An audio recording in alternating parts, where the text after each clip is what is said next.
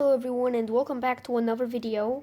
I know I'm starting the video like the previous one with the CFL where I just showed you a black screen and then I moved on to the actual content, but today we're talking about fluorescent bulbs.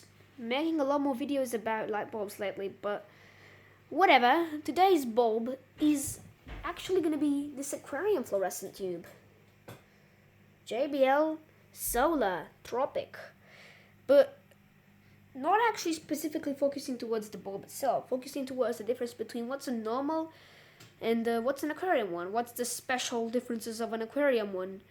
And can you just use an aquarium one, as a normal fluorescent tube, or can you just use a normal fluorescent tube as an aquarium one? Does it really matter to buy these aquarium ones? Well, we're discussing that today, and I'm going to be making a shorter video about this. So the point of these aquarium tubes is going to be obviously recognizable. Your aquariums are going to need special light because, you want the fish to thrive, you want the plants to thrive, and plants need special light to grow. But you need to replicate sunlight for that to happen. And the tubes claim to do that because on the box of these tubes, there's always a spectrum provided, so all those special advanced users will know roughly how the plants are going to grow, and if the plants are going to grow, what kinds of plants are going to grow. But does a normal aquarist really care? Not much. Speaking of the tank, in this tank there's LEDs and there's no problems. And I just noticed a plant that's floating. Let me fix that. Alright, that's fixed. There it is. Corridoras are particularly well known for redecorating, or goldfish, or more particularly for my tank, the catfish, because the catfish are very large and they will definitely pull a plant out. I'm not sure if I should blame the angelfish on this one again, but the tube. Let's talk about it a little bit more. It is supposed to produce some UV as well, maybe UVA, UVB, but that's what we're exposed to as well because technically this is supposed to replicate sunlight. Solar Tropic is to supposedly replicate tropical light, sun in a tropical environment, and you clearly want not to use it as a normal tube for aquarium only. It's a long-term 590mm length, 18-watt T8 standardized. That means it works on any ballast, even electronic ones, even CFL ballasts. Here's one. And all you guys might be asking, why use these things when you clearly want not to? You literally just have a cropper fluorescent tube right here. Like, look, Luxton, designed for use in a home or a normal environment, an office. Well, this one's twice as long, and it's 36 watts. This future doesn't support 36 watts. Neither does that support 36 watts. These are 18-watt tubes. A 36 watt is going to be underpowered and may not glow. The ballast may die. Yeah, it's not good, especially for the tube. These are what I had for a very long time in my fish tanks.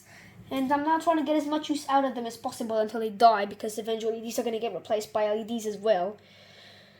So, honestly, these tubes are just in the last years, and they're gonna get killed soon. There's a date code on this tube, probably 2021, I have no idea. But I don't know what kind of date code this is. If any of you guys know, please let me know in the comments. And the end caps as well. Turn off the light. You can see that it's this rounded design, not squared like Philips had, or some other brands. It's probably Osram or some other brand. I have no clue. Because there's a lot of brands out there producing tubes and their end caps differ. Because some of them have like specialty tube designs.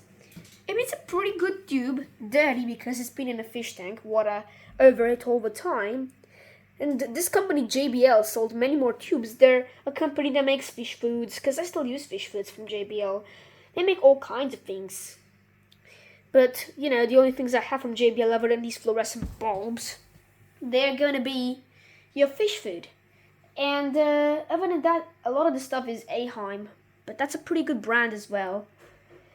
So, yeah. What's the other tube, you might ask? Heading over to it, it's a JBL Solar Nature. On a CFL ballast, 20 watts rated. A lot of you guys may scream at me for using a 20-watt ballast on an 18-watt tube. Some weird effects, if you can notice some. It doesn't flicker on camera. And that's voltage, I guess. It has to do with the voltage and the way the arc is formed in the bulbs. This one is more of like a cold white tube, but that one is more of a warm daylight tube. So I guess the Solar Nature and Tropic is probably a way to call the color temperature, but weirdly enough, there's no mention of color temperature, unlike the proper 36 watt where there is a mention of the color temperature. It is a little bit washed out, but you'll still know that this is clearly a 6400 Kelvin, but this is not mentioned. It just says for aquarium only. No mention, just JBL Solar Nature. So, if you want more info, refer to the box idiots, because that's where you find it. There's also a little sticker that tells you when to replace the tubes, whoever uses that anymore. So, it is a pretty basic tube. I think these are from 2021. I'm not sure, but they're not EOL or anything. The ends are not very blackened. When you know a tube is gonna go EOL, it's always when the end's blacken out, all the electrons are gone. So this tube is still good, though I don't recommend you touch this. This is a way to connect the bulbs, but not the safest way. The little end caps or end connectors are not very easily available where I am, or at least not having to order them. I wanted to just get them from a store, not have to order these stupid end caps from a store, or maybe receive some from LED tubes instead of fluorescent tubes. Usually the LED ones are shunted, so that means the pins are shorted out. And that meant that if I connected them up to my ballast, it would have blown the ballast up, because the ballast is a CFL ballast style controller, or CFL style ballast. So yeah, it would just blow up, thinking the filaments are both, shorted together. But most might say, well, the filaments are shorted together internally. Oh well, back to the topic. So yeah, the version for aquariums is just all about the light, nothing else electrically special. A normal fixture will take aquarium tubes and normal bulbs, and of course the aquarium ones will do so as well. They're designed to be the exact same thing. The only difference is the phosphor formulation. They adapted it to maybe produce a bit of UV and a different color, because sometimes on cameras it appears a little like purple. Well, that's just more like a grow light. You can do that with some LEDs as well. It's fairly easy. In fact, for this light, this is an LED strip. Ignore this. I set it to this purple. Like, I set it to this grow style light. Yeah, it has a grow light mode, but this is not the grow light mode. It's a custom color. So, yeah, the grow light is just a bit too purple for my likings. This is a more white, purplish light, and it's how it's always been. It's always produced as little algae, usually determining how much algae this light would produce depending on the modes. Daylight was very too much. Warm white was too white, not looking good, and produced algae. Cold white is on a whole other level. And yeah, I tried many colors to get to a good like. Oh my god, Luch, what you doing again?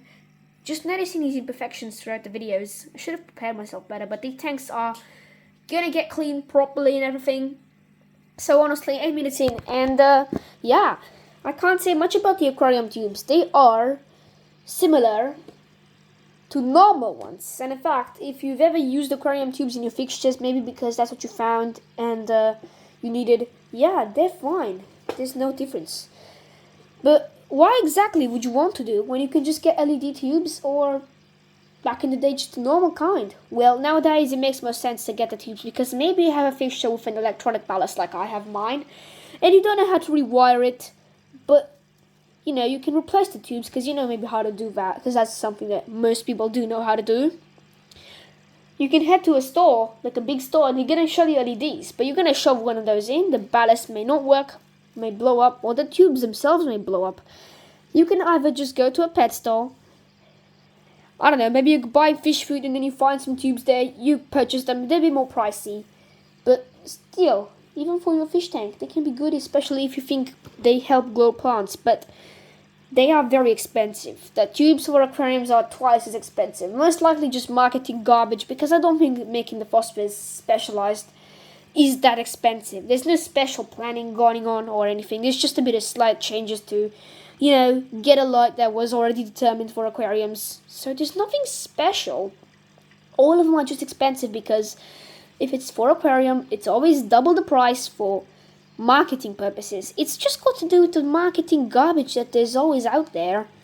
So honestly, should you buy the normal ones or the aquarium ones? Well, my opinion is that you can just buy the normal ones, use them anywhere, because the normal ones are cheaper, and nowadays just get the LED ones. But if you're really hardcore and you want to grow plants in your aquarium, is still for fluorescent tubes. LEDs are not really a good option because your aquarium is going to oftentimes have a lid. And the fluorescent tubes are not going to be LED retrofitted for aquariums. But if you know some soldering, maybe you can replace the LEDs inside a cheap fluorescent tube, an LED tube, and you're going to get to a pretty good result. But anyway, I will see you in the next video.